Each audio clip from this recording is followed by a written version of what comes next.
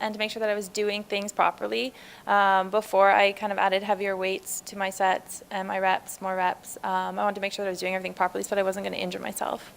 Now I'm training for a fitness competition, so it's gotten a little bit more intense. Trainer really pushes me, gets me to the gym, gets me through my sessions. I don't think I'd be able to push myself as hard as a trainer pushes me, and is allowing me to get to the level that I want to be at to compete.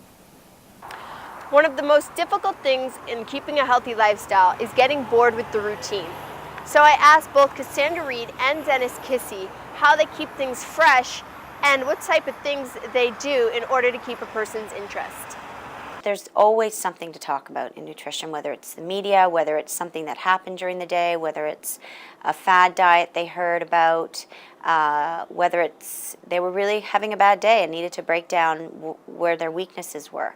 But what I'm really more getting at is that it's, because it's individualized, it is fresh because they're coming because they want to be here. And the information will build on from general information to building to label reading, to going through different macro and micronutrients. We have tons of recipes we can get into. There's always new suggestions, and I'm constantly building with handouts and recipes as well to be able to give them new information.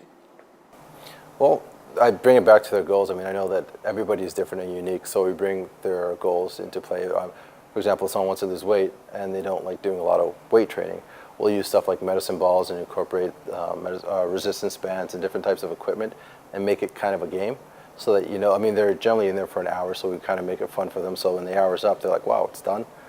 So I try to make it fun and interact with them quite a bit and let them know what we're doing and how it's working so they kind of can learn as well.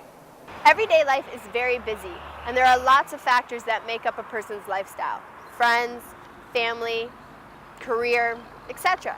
So individually, I asked the dietitian and the personal trainer what percentage out of 100 they would dedicate either diet or exercise to a person's everyday healthy lifestyle.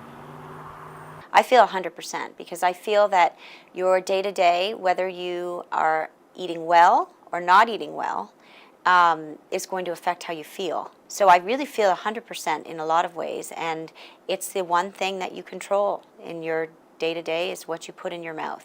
People should be exercising to some degree every day as well, because if you don't, you start declining. The more exercise you get, the healthier you feel, the better you feel about life. So it should be 75, minimum 75%. So all in all, I wanted to know what Cassie as a dietitian and Dennis as a personal trainer think an entire healthy lifestyle should consist of.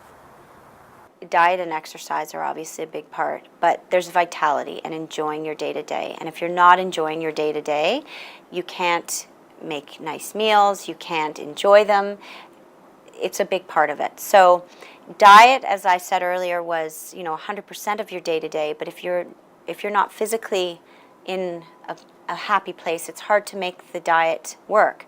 And the diet part is something that I do, and the exercise is something I highly recommend in every session that I do, that if you cannot do it even on your own, to find a professional to help you do that. And regardless if you can do it on your own, going to see a professional, a personal trainer, or going to fitness classes to make sure you're doing it properly. 3 things that are most important: sleep. Gotta try to, I know everyone tries to say, everyone says I get 6 hours or 7 hours. You should aim for 8 to 10 hours, even though it seems impossible nowadays. Aim for 8 to 10 hours, very important. Diet has to be consistent. You don't have to go on a Hollywood diet or anything, but it's gotta be consistent. You gotta have your fruits, vegetables, lots of water, and carbs, protein, fat, that's fine. But as long as you're eating those fruits and vegetables and grains, you're fine. And exercise, at least half an hour every day. Walking, running, on a treadmill, anything. Especially now the weather's warmer, it's always a good idea to walk. If you have those 3 things, then that's leading a healthy lifestyle. To lead an entirely healthy lifestyle involves only a few things, but those few things prove to be quite a challenge in a society that thrives off ease and fast pace. So what it really comes down to is a person's will to want to be healthy.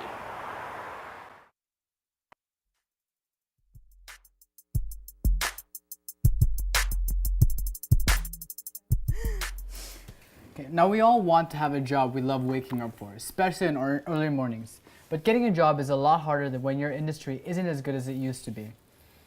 Tristan Clark takes us on with Greg Fair and Daniel McKendrick's journey to making their passion for music a job in the city without fans. Ever since I was little, I've known one thing. I love film. But I don't know how I'm going to turn this passion into a career, let alone set myself out for my friends. Well, I was wondering, do any of my peers think the same thing? Well, I decided to sit down with them and find out. First up, Greg Fair and Daniel McKendrick of Hardshell Invaders.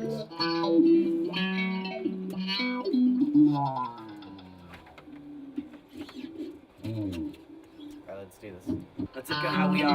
What if we become willing to lost factors hands from the sun, like the rank under basements, never listen on the fair with no path to travel, making how we travel overhead. I like the vision to see clearly through this euphoric haze, watering through towards city blues, tripping through the day. Music scene in Toronto, it seems like there's a lot of bands. There's a shitload of bands and a lot of good ones. There's just a lot of them, and the demand isn't as high as there is the bands. Yeah, there's more bands than there's fans in the kind of world. Yeah.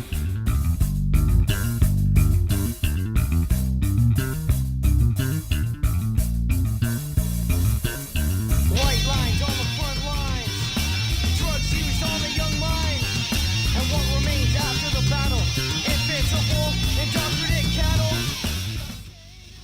Toronto's music scene is dying. As Daniel says, the fans of the city just aren't coming out to shows. This trend is most visible in the closing of beloved hardcore music venue, The Reverb, which lack of interest caused the owners to shut their doors for the final time late last February.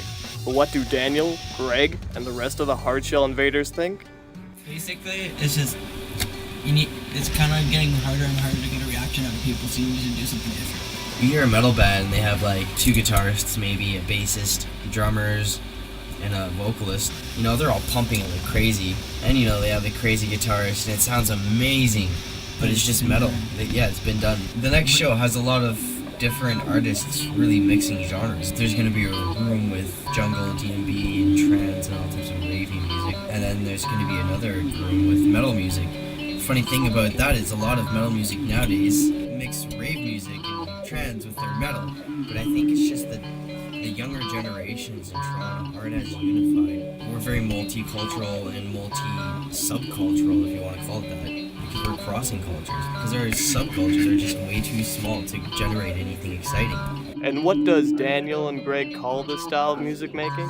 Genre bending? Yeah, I just invented that. Genre bending. It sounds like a novel idea. Take 2 established types of music and combine them into a brand new sound. Hardshell Invaders have not only created a new music genre, they have also gotten the fan base that they needed for their art form.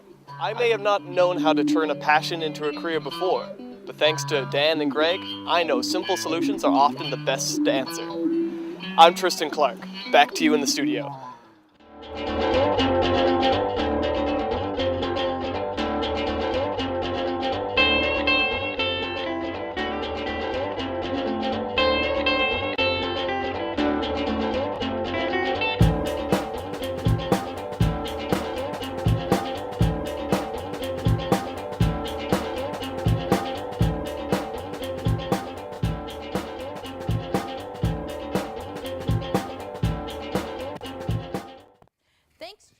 That was inspiring for all our students out there.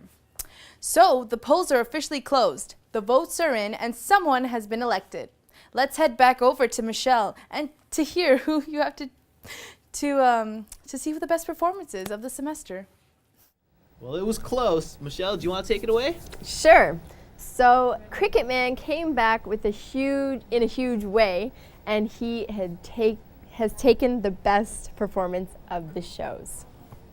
What's good? What's Cricket good? Man. All right, so maybe I should read some tweets before we get to that clip. Yep. So I've got one in here from Kid Spector saying, "Love the dancing, guys. Keep it up. You're almost there."